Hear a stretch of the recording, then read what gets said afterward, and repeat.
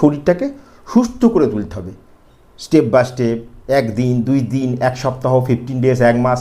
আজ না হয় কাল আপনার কিডনির লেভেল নর্মাল আসতে বাধ্য, কারণ কিডনি মজবুত হবে। কিডনি মজবুত হলে কিডনি যে কাজ ফিল্টারেশন মানে শরীরের বর্জ্য পদার্থকে মানে শরীরটাকে ডিটক্স করা, ও কাজ সঠিকভাবে করতে পারবে। আর যখন কিডনি সঠিকভাবে ফিল্টারেশন করবে তখন আপনার কিডনি লেভেলও ধীরে ধীরে নর্মাল আসবে। এখন বসা অবস্থায় 2টা আসন।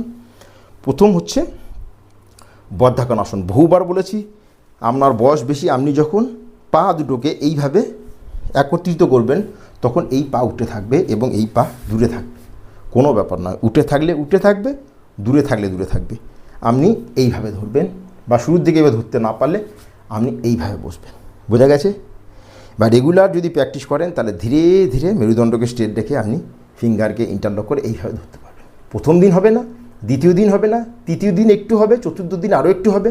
এইভাবে 1 সপ্তাহ পর আপনার পা হয়তো ধীরে ধীরে ধীরে ধীরে এটা নিচে যেতে থাকবে। ধীরে ধীরে 15 ডেজ 1 মাস পর আপনার এই পা নিচে যাবে এবং এই যে পা ফুট সেটা পেলভিক ফ্লোরের দিকে আসবে। আমি আগেও বলেছি, প্রথম দিনই আসবে না, রেগুলার কনসিস্টেন্সির সাথে সকাল বিকাল আপনি যদি অভ্যাস করেন, আমি গ্যারান্টি দিচ্ছি এটা 1 মাস থেকে 1.5 মাসের মধ্যে আপনি এইভাবে আরামসে বসতে পারবেন।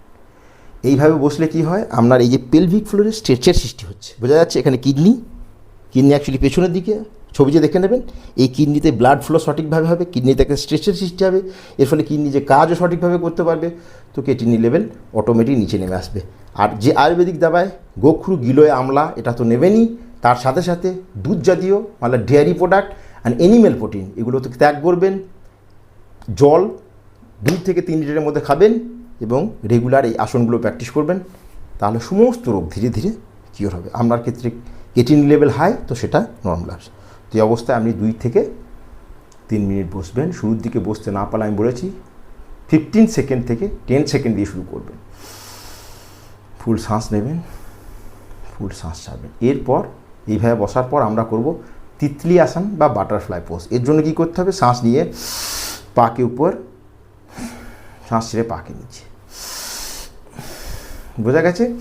এইভাবে নয়, এইভাবে করলে আপনার হিপ জয়েন্ট ফ্লেক্সিবল হবে, আপনার নি জয়েন্ট, অ্যাঙ্কেল জয়েন্ট এগুলো ফ্লেক্সিবল হতে থাকবে। কিন্তু আপনার পেলভিক ফ্লোরকে মজবুত এবং শক্তিশালী করে তুলতে হলে আপনাকে ফুল তিতলি আসন বা বাটারফ্লাই পোজ করতে হবে। এর জন্য কী করতে হবে, ফুল উপর ফুল নিচে, ফুল উপর ফুল নিচে, এইভাবে 10 টাইমস দিয়ে শুরু করবেন। 10 টাইমস থেকে নিয়ে যাবেন 15 টাইমস, 30 টাইমস, 50 টাইমস, এইভাবে বাড়াতে থাকবেন।